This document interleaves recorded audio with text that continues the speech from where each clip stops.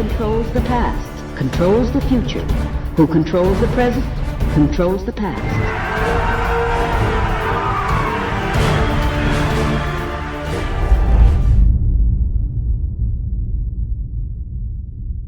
Welcome to the Infowars Nightly News. It is Tuesday, June 16th, 2015, and I'm LeeAnn McAdoo. We're going to get right into the news tonight. A Kansas mother who used cannabis oil for medicinal purposes booked herself into a jail yesterday. She's facing a lengthy prison term that her lawyer has equated to a death sentence. On Monday, Shauna Banda posted a $50,000 bond after she turned herself into law enforcement on several charges stemming from her use of the plant-derived oil. Banda has used cannabis oil for more than a decade to treat her Crohn's disease, which is an illness that's characterized by inflammation of the digestive tract. Now, we reported about the initial raid that took place on Banda's home in March after her son made some pro-cannabis comments at his school. So then, based on these comments, the police just went ahead and raided her home, took her son away. Now she's had to turn herself into prison. Joining me now to break this story down even further is Alex Jones. This is absolutely ludicrous. You're right, LeeAnn. This next story just makes me pinch myself and say, did I wake up in 1984? Let's be clear. There's a bad side to the whole drug culture. But that's part of living in a free society. The drug war has only added money to it, made it an underground black market, and empowered the criminals, just like alcohol prohibition did. But if you look at the studies and the numbers, the vast majority of Americans have smoked marijuana or they currently smoke it.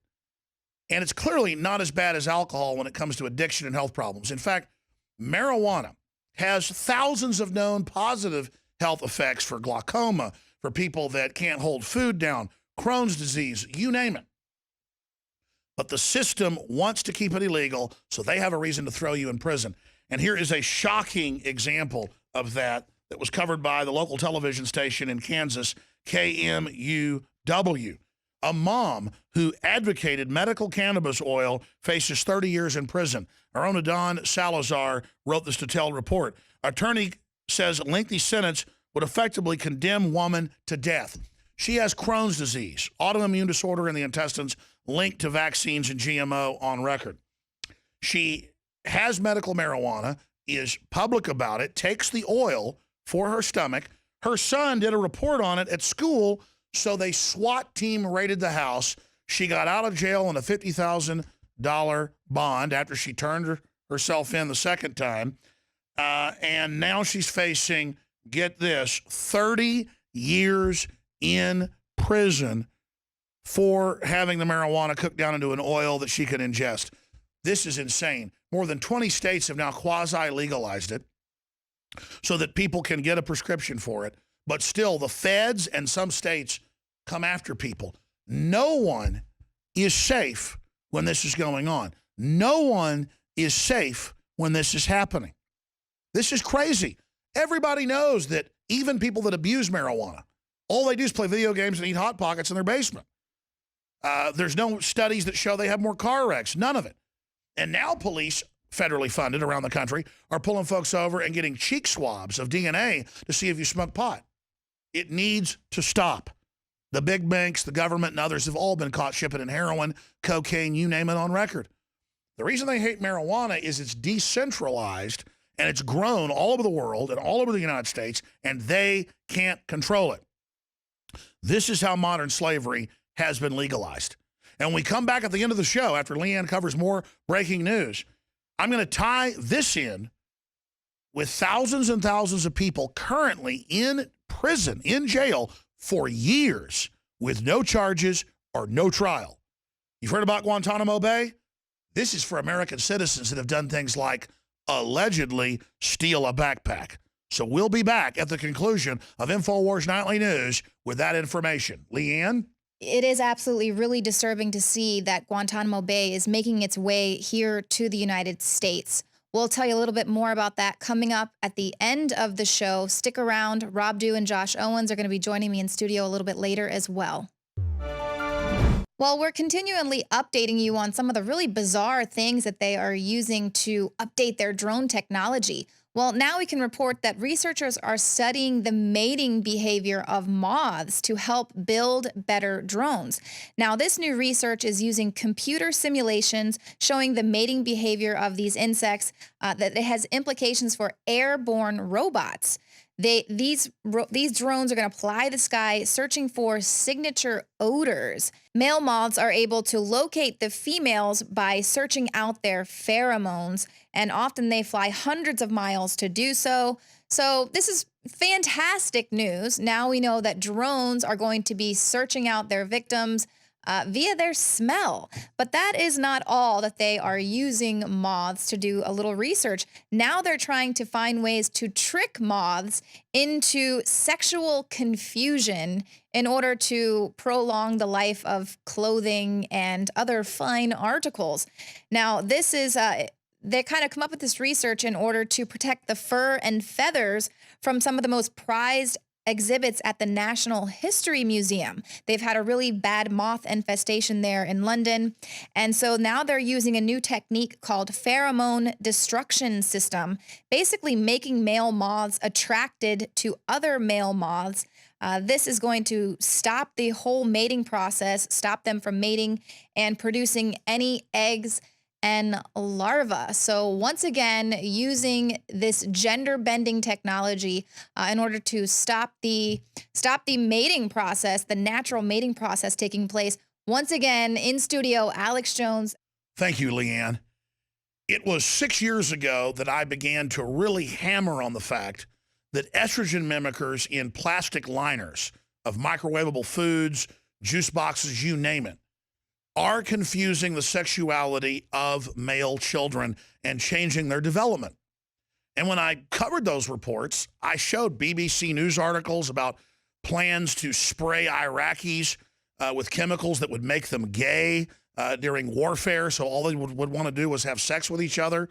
I showed mainline articles about how the sex of fish and amphibians was being confused by runoff chemicals here in the United States and across the world. I showed the scientific facts. And mainly Democratic Party-controlled media came out in the news and said that I was a homophobe liar and had basically made all this up. Well, look what's in the London Telegraph today. How sexually confusing moths could save your clothes from holes. They had a big problem there at the museum, at the Natural History Museum in London. And so rather than using pesticides to wipe them out, they've now began releasing chemicals that are called pheromone destruction systems. And it confuses the olfactory synapses of the moth and makes them attracted to other males. And basically reproduction comes to a standstill. This is exactly what the Pentagon was looking at doing in 1991 and again in 2003.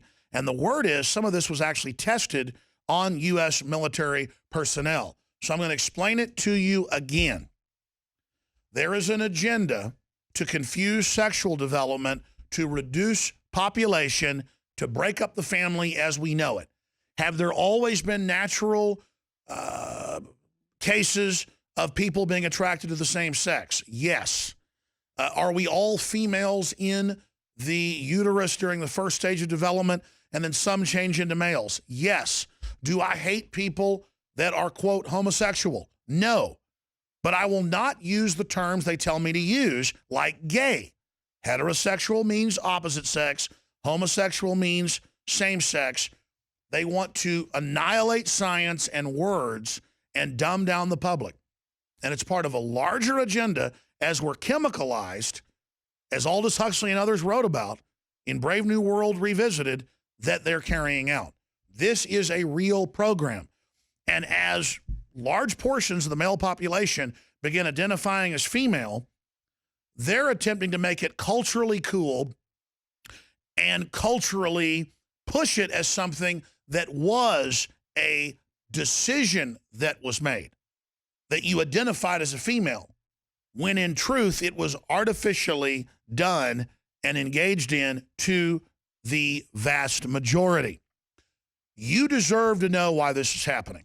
It's just like children in the United States are at record levels taller than their parents. It's not from good nutrition. It's admitted that bovine growth hormone in the milk is causing this to happen and has a lot of connections to serious health problems later. And it turns out females absorb the hormone better than males. That's why you see a mom and a dad that are, say, 5'9", mom's 5'4", and their daughter's 6'3". You go to the mall, and there's like all these giant young girls walking around, a foot taller than their parents. It's from hormones, artificial chemicals in the food.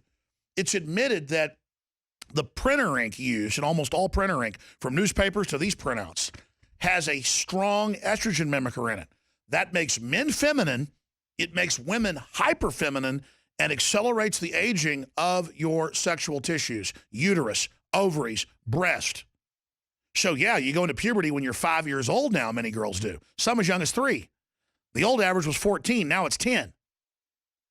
That's not natural. You're hyper-aging. This is by design. Go read the article for yourself. How sexually confusing moths could save your clothes from holes.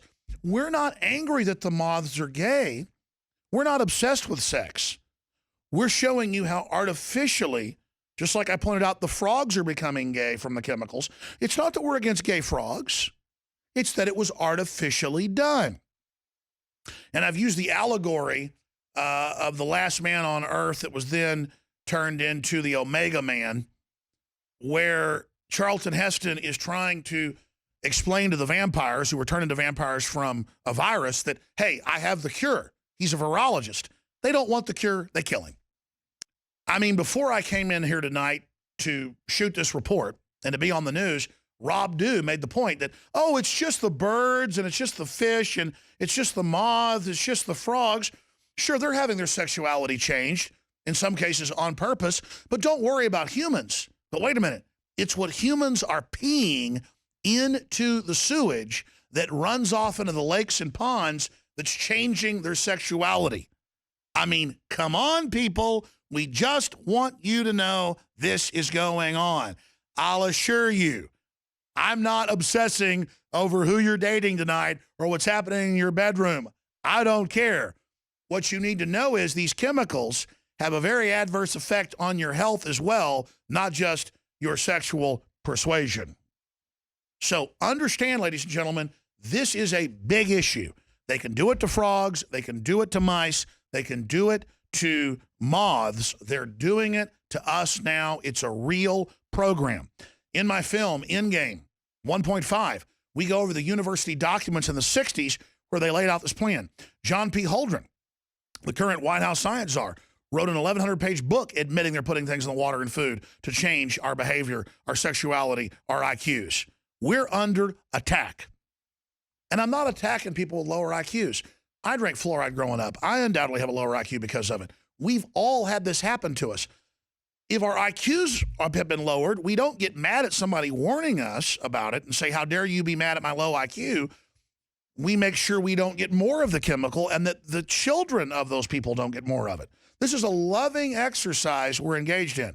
And the social engineers don't want you to be aware of what's happened.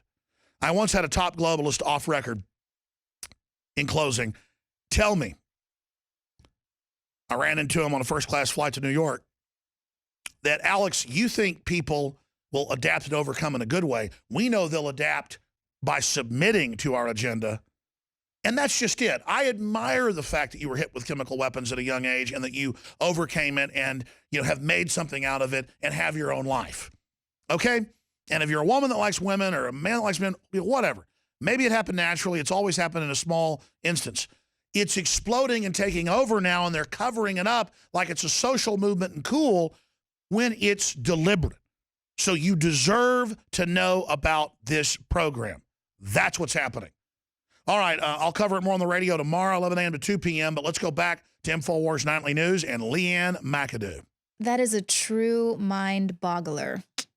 Now, stick around. Joining me in studio, Rob Dew and Josh Owens to recap Bilderberg 2015. Welcome back. Joining me in studio now are intrepid reporters, fresh off doing some real reporting for Bilderberg 2015. Joining me now, Rob Dew and Josh Owens. So, guys, what are your closing thoughts on Bilderberg 2015? Well, I think two things for myself is that if you act like a victim, if you act like a sheep, you will get treated like a sheep. And we didn't do that when the cops got in our face. We put the cameras right back in their faces. It backed them down. And that's something you can use in any situation at any time is just if a cop's doing something tyrannical, put a camera on them. And they're either going to freak out or they're going to back away, or they'll do both. But that is one way to stop that type of behavior from police. And another thing is we have to stop this notion that our political leaders can get together where we fund all the expenses, especially the security, and that they can have these secret meetings. They do it at Bohemian Grove. They do it out here at Bilderberg, wherever Bilderberg's going to be. But the Federal Reserve was started as a secret meeting. Right. And every time they do these things in secret, bad things happen to us. So we have to get rid of the notion that secret societies are okay and that we shouldn't be privy to what these people are talking about, especially when they're elected officials getting together or they've been appointed by elected officials to get together. We need to know what they're doing. If they are under taxpayer-funded payrolls, which almost every single one of those guys were from the United States side, then we need to know about it. Right, That's exactly. it. Well, and of course, the taxpayer funding that goes into that massive amount of security that they set up every single year. So, Josh, what did you think about that tyranny? It was ridiculous, as everyone saw in the videos. Something I wanted to mention that I just noticed before I came on air. Charlie Skelton just wrote no, actually, the article came out yesterday. It was on The Guardian. Apparently, there was a shot fired at Bilderberg this year, and it was done by Cobra. According to his article, when one of the members of Cobra was getting into their helicopter, the gun discharged and shot a hole into the helicopter. So I think that raises the question, why would Cobra have weapons that are not even on safety getting in a helicopter that are that have live rounds? Nothing was going on there where that was necessary. Right. The protesters that were out there weren't even that many. No. The press that was out there, we know there was a couple of international press, RT, maybe one other, The Guardian. It's completely ridiculous, and it's a perfect example of them shooting themselves in the foot with they're hurting themselves covering up for these people. Right. These people are going to damage their lives just as much as anyone else. The people inside that building that they're protecting, they could care less about them, yet they're spending their days protecting them. And I think, Acting like they care. Exactly. It was like really concerned. And when you question them on the mountain cops on the mountain, they said, there's nothing we can do about it. This is just our job. This is just what we have to do. Mm-hmm. And I mean, it's completely ridiculous, and they are a defeated people. Yeah. We saw that in the people in the city. We saw that in the cops. What was it like going through all the checkpoints constantly? Well, could you imagine if all the cops just stood up and said, no, we're not going to play security for these people. Well, that's We're how it just is not here gonna in the do it. U.S. as well. You're going to have to pay private security to do it. The police aren't protecting us anymore. They're going out and doing the jobs that their politicians are protecting telling the them royalty. to do. Yeah. Exactly. Go out and get. It's ridiculous. And we have to stop Enforce that. our laws. We have to stop that mindset. Mm-hmm. And the only way to stop it is for the people on that side to stand up. Mm-hmm. And that's a universal truth. And that's where we're at today. We have to keep exposing this stuff so it brings more awareness to it. I was a little disappointed in the amount of press that was there. Yeah. There were some good activists there. But I don't think there was enough. Wasn't nearly enough. Yeah, and it seemed like last year we saw a lot more coverage of Bilderberg just across the board, and it did seem that was really when they started putting out their press release and their agenda, and here's everyone that's that we're gonna let you know who will be in attendance. Well, and they've taken a step back. The reason they've taken a step back is because they're working on TPP. They're trying to get that passed. There's a little bit of a stumbling block. The U.S. election, they don't want anyone to they don't want see anybody. the ties there. If Jeb Bush was there, we didn't know it. We didn't see it. Well, it was their big people there. Hillary's PR person. And Jeb's, yeah. Yeah. So we know those people were there. Maybe that's how they were vetting them through. We know the war in Ukraine was a big issue there. I just looked at footage of U.S. soldiers training their soldiers. And these guys, the soldiers they're training look like they're 19, 20, 17, just look like young kids. And they're training these guys to be cannon fodder so the special forces warfare can continue to operate unobstructed. Right. And then, of course, cybersecurity and artificial intelligence, all of these things that are major issues. Meanwhile, as that's going on, the federal government here suffers a major breach of security, gets hacked into. The NSA doesn't even discover it themselves. It was an outside private company that said, oh, hey, by the way, did you know that you've got some malware attached to all your federal files here? And that should freak you out more than the fact that they're absorbing every phone call and every email. Yeah. The fact that they can get hacked and not even know it. Right. Or if they did know it, they just played stupid. I mean, that's another typical government strategy, is to play stupid. And they're telling us we have nothing to hide. We should have nothing to hide. So why are we worried? So let us suck up all of your information. So these are people that were, being vetted for Secret Service and things like that, having to say what, if they had any drug problems or really personal things. And now all that information, if they're a spy or someone that's stationed in China, all of that information, they could be blackmailed with that, is out there now. But we're supposed to trust these people and give them all of our information, all of our data, that it can be breached at any point because, you know what, we've got nothing to hide. Well, so tell me a little bit about this report that's coming up. Well, Josh did the editing. We shot it right after we did the Alex Jones show, the Sunday edition, that night up in the hotel that Josh and Paul were staying at. And we did a quick interview with Tillman, the guy who actually confronted Mr. Burnaby at the train station. And then while we were editing that together, we went and confronted some Austrian bankers and a media mogul who were just coming in for a cup of tea. So is there anything else special in the video? The report as a whole, I think it's important to focus on guys like Tillman, guys who aren't afraid to confront people, guys who aren't afraid to talk to people. And like he said in the report, he said he encouraged everyone to, if you see one of these guys out, go talk to them. Yeah. Right. And he just had an $80 camera. It wasn't a big, expensive camera. He got right up in their face, didn't stand back, and was asking real questions. And that's what we need more people to do. We need to be lecturing these people. Like I was lecturing the cops up on the mountain, just telling them what they needed to hear. Whether they agreed with me or not, 5, 10, 20 years from now, maybe it'll finally click in when they're totally just under, living in squalor going, God, why didn't we do something when we had the chance? Well, like Bilderberg, the year that I was there, when all the cops were protecting the people who were in there deciding the austerity measures, and we kept telling them, they're going to take your pension too. You're not safe. And literally the very next day, the Sunday that Alex went on the BBC there, Ed Balls comes out and talks about how they're going to be taking the pensions from the police and the firefighters and everything. And we're like, see, we told you. And now I bet they felt like such jerks because that's who they were protecting. All right, guys. Well, thank you so much for excellent reporting. Glad to have you back stateside and not in an Austrian gulag. Let's go ahead and take a look at that report, recapping Bilderberg 2015. Rob Dew reporting for Infowars.com and Infowars Nightly News. Now, this is our last night here in Austria. We're in Mosern, Austria at the Four Friends Hotel. And I want to bring in Paul Watson in a second to talk about his thoughts about being here, Bilderberg 2015 in the Alps of Austria, and the massive police presence that we had to undergo continuously day after day that was then non-existent today, but then reappeared back at the airport along with the dignitaries and other scum and tyranny and villainy coming in and scurrying away on their planes as they were taking off back to their countries of origin. We're going to have Mr. Tillman as well talk about his confrontation with Franco Barnaby at the Innsbruck train station. So it was a pretty amazing time today. We got a lot of confrontations on tape. So I want to ask you, what are your thoughts? What did you see? And how do you feel that with the lack of press coverage, mainstream media press coverage, how did the alternative media kind of pick up the slack of what was going on? Well, we basically put the mainstream media to shame, but it wasn't difficult because they didn't actually physically send anyone here. CNN, Fox News, ABC, BBC, some of them wrote articles about it. In fact, Yahoo News made a big joke about it, about the lizard people meeting, but none of them sent people here. None of them sent people to be harassed by police all week, to hike up mountains, to be harassed by the mountain police, constantly checked, constantly under surveillance.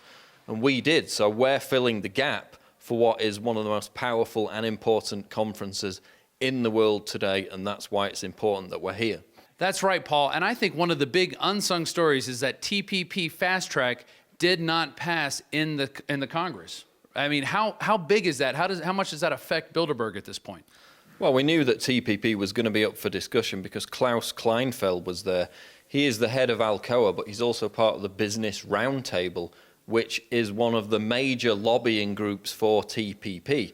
And the collective wealth that they control amounts to $7.2 trillion. So this is a major player, a major lobbying organization for TPP. The TPA, the fast track that Obama wanted to get through, was defeated.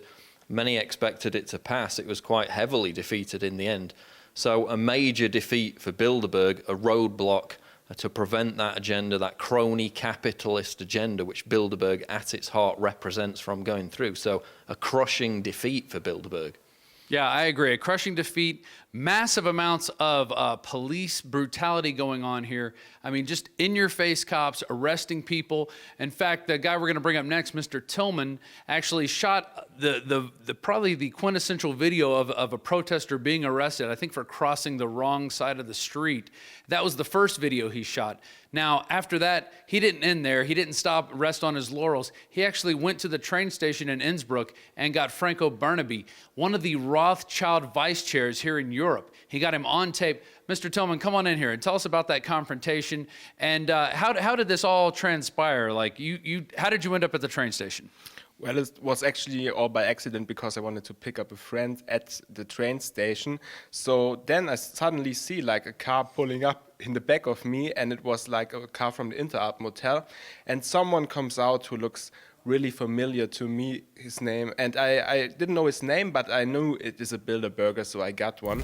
So what do they tell you when you come in about Chatham House rules? Is it like, do they say, hello, sir, you're not allowed to talk about this at all? Or do they say you can give out something, a small thing to the press? Or well, there is normally when you participate to these events, there is an official statement, and you should rely to the official. There's nothing secret.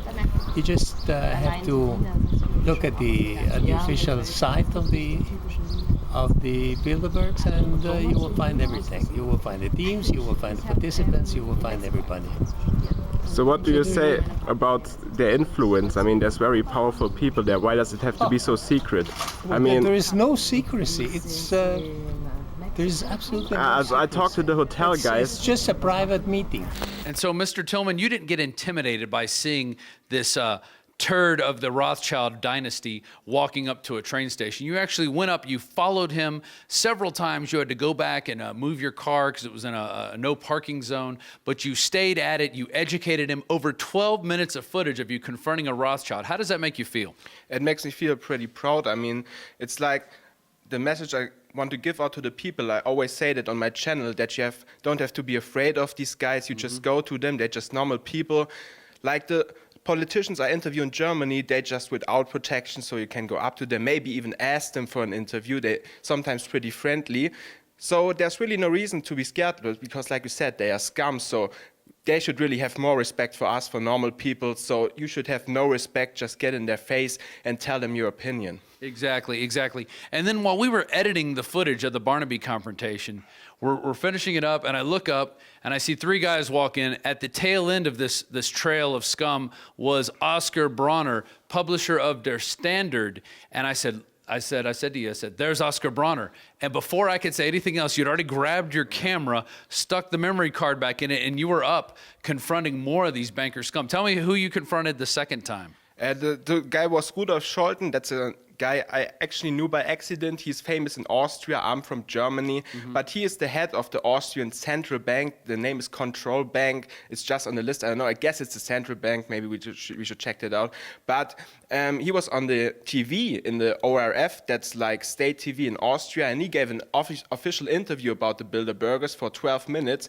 And it was like not really a hard interview. But of course not. Yeah. But he asked him some questions and he didn't really answer. And the only critics he had about the Bilderberg group was that there's not enough women there, like some pseudo-feminism argument, but it wasn't really going down to the point what's really decided there. But that's where I knew him from, and you you knew the other guys, so we both confronted them. So it was really a great job. So Yeah, we went out right on the upper deck, right on the tarmac, basically. And I got in Oscar Bronner's face and, asked him, told him who I was, introduced myself, and said, "Are you going to come clean with the agenda of the Bilderbergs?" And he goes, "Oh, what? Pretending like he didn't know what I was talking about. And then I went back because he left and he went and got a cup of tea. And I said, "Look, if you don't want to get harassed like this, just come clean." He goes, "Oh, I am clean." Mr. Bronner, you would not be harassed or asked questions as much if y'all would just publish what really happens at Bilderberg. You realize that? I mean, there's no reason to take 2,000 troops and close down an entire mountain for a supposedly private meeting. Do you think that's ridiculous? That's your opinion. You're entitled to your opinion. So you think that's okay? I think you should come clean and tell everybody what really happened to Bilderberg. I am clean. All right. Don't worry about that. All right. Okay. Have a good day. Your thoughts on Bilderberg 2015? I mean, it was like they ridiculed themselves because they had like all this big police, and now we had the most confrontations ever. I mean, we had good confrontations last year, 2014, with Luke, Peter Sutherland, but we had maybe more confrontations this year, and we also had them all at the airport, which wasn't happening last year. So it's totally ridiculous because they had all this big security, the hotel was totally saved up by 2,100 policemen, and now we finally just got them at the train station. So it's ridiculous, and it cost $6 million at least for the Austrian taxpayers. For the taxpayers, exactly. And then we went up this evening, we went to the Interalpen Hotel. We drove up, 2 cops at the front, let us through, no big deal. We drive up, we park our cars, we go take the elevator up to the first floor. Even the maitre d' down there says take it 0. When we get up to the top, we're intercepted by a man named Abraham, who then tells us that we're to leave at this point. He calls the hotel manager, who then comes out. He's very rude. He's got his bald-headed cop buddy wearing the trendy, stonewashed jeans. He pulls out his Policia ID and tries to intimidate us that way. As of now. Okay. Without discussion. Otherwise, So I don't want to have any discussion with any one of you. You have to leave now. the ground, the hotel, the whole area, Understood? Yeah. Okay, please. I think understand means something different. Okay. So Where are cars parked? here. Wrong direction. No, our car's You parked go here. out here. You go out here. One. How many cars? Two. Okay, 2 guys go and take the car. The other ones go out here. Okay, please. We had a confrontation up on the mountain, up on Huemunde, with the mountain Alpine police, and they came out of the woods. They took our passports. They took photos of them. They took photos of our hotel. They took photos of our press passes, and then they follow us up to the top, and then they try to tell us where we need to go walk. They said, "Go up, hike over there. Go hike over there." And we're just trying to get a drink and eat some lunch, and I had had enough of it. So I started, just basically dictating to them who they're governing, who they're trying to protect, and it really pissed me off. And one of the guys actually got so mad, he goes, "We have no choice. We have no choice." Yeah, exactly. But these people do have a choice. At the end of the day, they can say no. If they all stood up and said, "We're not going to guard these people. This is ridiculous." We haven't a choice. No, you should Be stand quiet up. now. You should stand up for yourself. No. You should. I'm serious. Please Arrest speak Kissinger. out. You'll be a hero. No. I don't have any guns. Completely unarmed. I'm also. All right. They're afraid of real questions. And you notice, they didn't want to answer any real questions. They didn't want to speak to you. They wanted to try and ignore you, but they couldn't at the end. They had to at least say something to you. And that's where I think the power of the people lies, and the power of the camera. And tell people about, you don't have the most expensive camera in the world. Tell people about your camera. I mean, I have like a $80 camera. It's like really cheap, but the sound works. It's okay. You got to get close to the faces. Yeah. And I had some really big successes before with this camera. I interviewed like a guy of the Green Party, a guy of the Liberal Party, and some people totally embarrassed themselves, like the guy of the Green Party. I asked him about Bilderberg, and he said, guys like me, we are conspiracy theorists, and we should go to mental therapy. And this got like 50,000 views, and everyone hated him for it. So it was like really great, and it's easy for everybody to do this. So this should really be like the first response of citizen journalism, to do this and to ask these politicians. Yeah, I totally agree. I mean, everybody has their duty out there to get out there, get a camera and get in people's faces, especially when it's, these elitists and these bureaucrats and public servants that are supposed to be working for us, but they're not. They're taking contributions from giant corporations.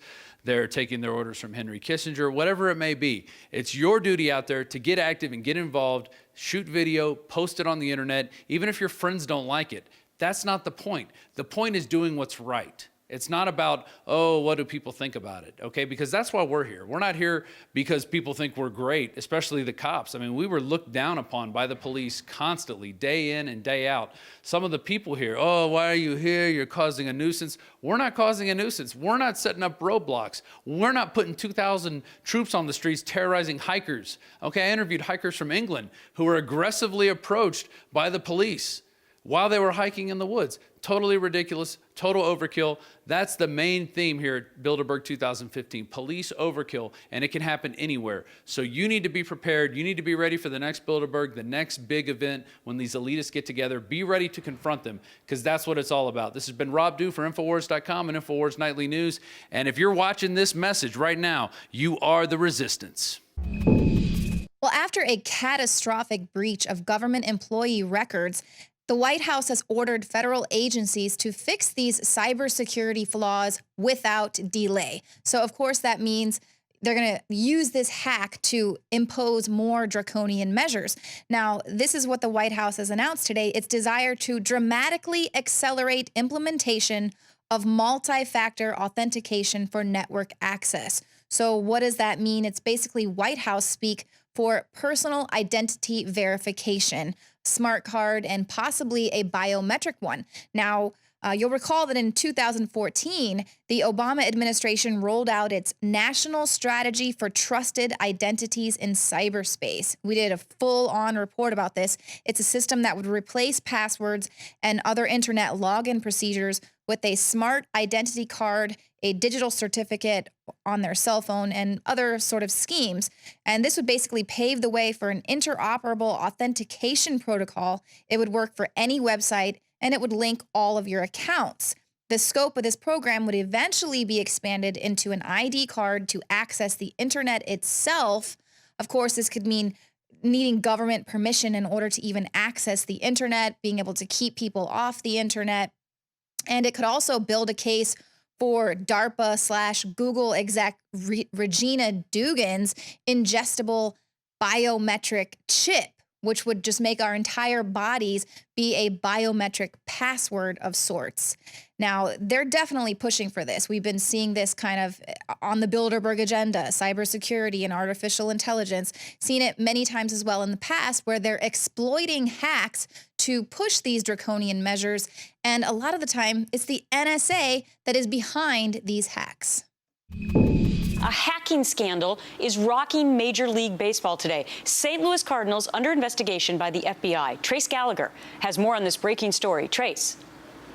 Gretchen, this is huge because it would be the first case of one professional sports team hacking into the network of another team. And like every big scandal, the big question right now is who knew and when did they know it? So far, officials have not said which Cardinals employees are the focus of the investigation.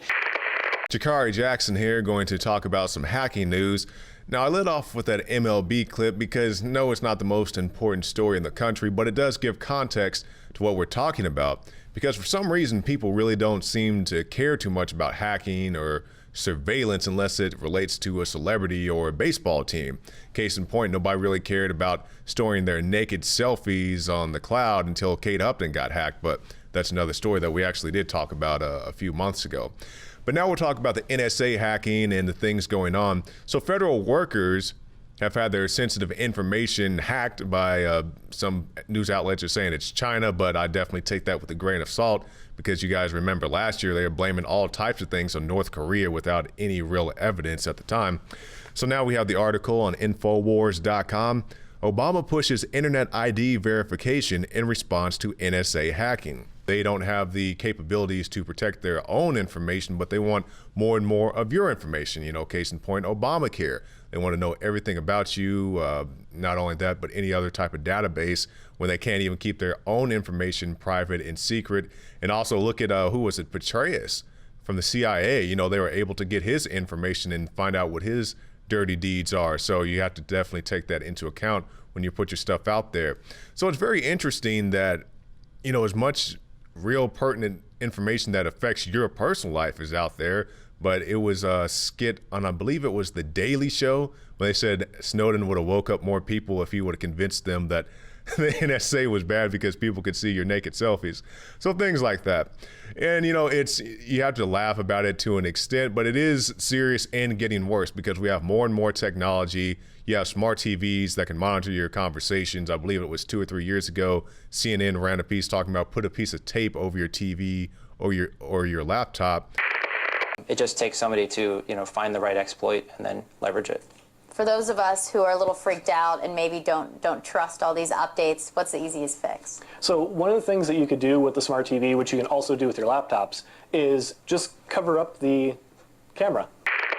Of course, your smartphones have back doors, video game consoles recording your habits, all types of things. They even have beds that can monitor your sleeping habits, all types of things out there taking track of your personal information. So be careful what you put out there, and you can find more reports on the Alex Jones channel on YouTube. Well, the Senate voted overwhelmingly today to ban the use of torture. Never again will prisoners be subjected to waterboarding or rectal feeding or other extreme and brutal interrogation practices that we have been exposed to now.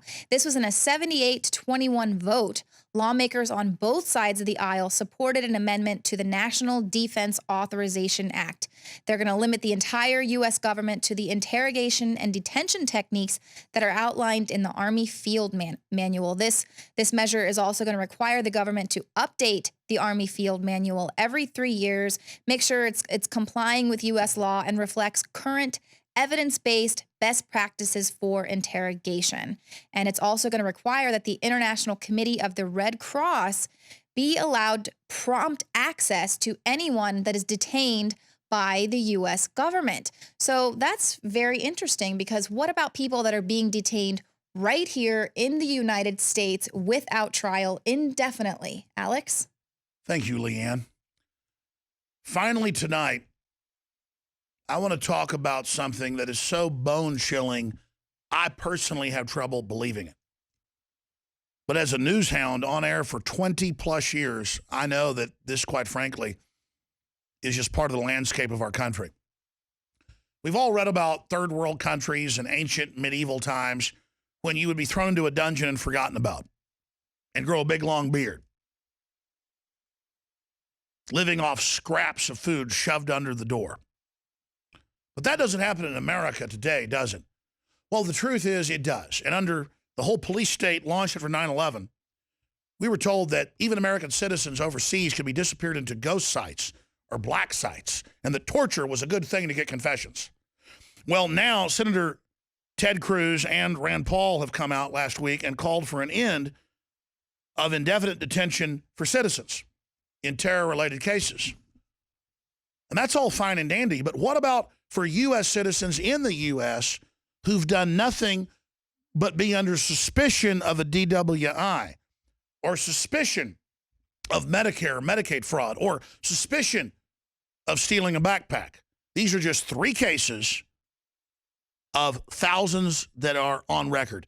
Currently, thousands of people are estimated by Amnesty International and others to be in U.S. jails and prisons without trial, in some cases for more than 8 years.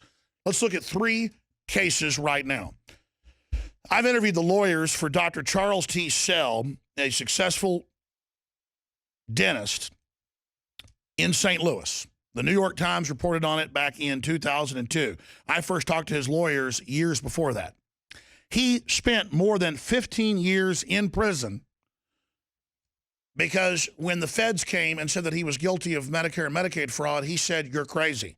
They said, "No, you're crazy," because he wouldn't cop a plea. The feds have a 98% conviction rate. And he was locked up, again, for more than 15 years total until he, quote, agreed to take drugs to treat his psychiatric condition. Once he did that, it destroyed his brain to where he couldn't even testify. And then they kept him in prison. Here's the New York Times. Jailed man fights efforts to medicate him for trial. There you go. Let's continue. Here's another article. This is out of NBC News. Man left in solitary confinement for 2 years gets $15.5 million settlement. You notice these people are every race, color, and creed. He had to pull his own tooth. He was in solitary confinement and basically went insane and is still basically mentally ill to this day. He was pulled over in Donna Ana County and taken to jail. He was never given a trial and put in solitary confinement for 2 years. This is all admitted. We're just giving you a few case point examples. Here's one that just came out in the last year. Khalif Broder, who died this year. He just committed suicide in 2015. They'd written about his story in 2014. New Yorker magazine and others have broken it down. He had no criminal record. They accused him of stealing a backpack. They had no proof. He wouldn't plead guilty, so they kept him for 3 years inside Rikers Island, one of the roughest prisons in the world. And the videos have been released now in the lawsuit of him being beaten on an almost daily basis by the inmates because the guards basically let him do it. The guards choking him, beating him for no reason because he was peaceful and wasn't violent. And he was so mentally shattered after 3 years, no charges, no trial, no nothing, he committed suicide just last week. Those are 3 cases to humanize this. This is going on all across America where extrajudicially this type of stuff is happening. Take what's happening with the family courts. They've been set up in the last 100 years as eugenics courts, where the CPS can take your children if your 11-year-old is seen by neighbors playing basketball at 5:30 p.m. in the backyard. That happened just last week. Or if you let your kids camp out in the backyard in tents, something that I did many times with friends over, they claim that's neglect. Or your 10-year-old's caught playing in the park across the street. They can frame anything as neglect. It's up to their discretion and take your children away. I'm not demonizing even the bureaucrats of the system. This has been set up centrally by the social engineers, and then the governments locally are following the orders via the federal money. If you want to know who's to blame, look in the mirror, as V says. Know that we need to get angry. We need to learn our rights and take our county and city and state governments back. The globalists are number one afraid of us taking our counties and cities and states back because they know that will be the legitimate government system that no one can argue with to say no to the federal government itself that's been taken over. All right, that's it for this edition of Infowars Nightly News. Realize that other political prisoners are languishing in jails all over the place without trials, and that they use Guantanamo and stuff as a distraction from what's happening here. I say shut down Guantanamo, shut all these black sites down today, because they legitimize the idea of what's currently already going on. The IRS can take your house without a judge or a jury. They're already saying cash is illegal without a law. Tyranny is really taking the gloves off right now, and it's time we take the gloves off politically as well. And in closing, I want to tell all the bureaucrats and enforcers and others out there something. We're going to lose everything if this tyranny keeps growing. The bottom's falling out right now. Everybody can feel the danger, not just intellectually see it. Let's stand up and reform our society. Let's do the right thing and admit that giving government and corporations unlimited power was a bad idea. It's a bad idea now. It's a bad idea in the past. It'll always be a bad idea. All right, that's it. You've seen the facts. Check them out for yourself. I'll be back on the radio tomorrow, 11 a.m. Central, with the worldwide syndicated broadcast and the nightly news. I'll be back here in 23 hours tomorrow night on Wednesday. Never forget, if you're watching this transmission, you are the resistance. Dave, my mind is going. I can feel it.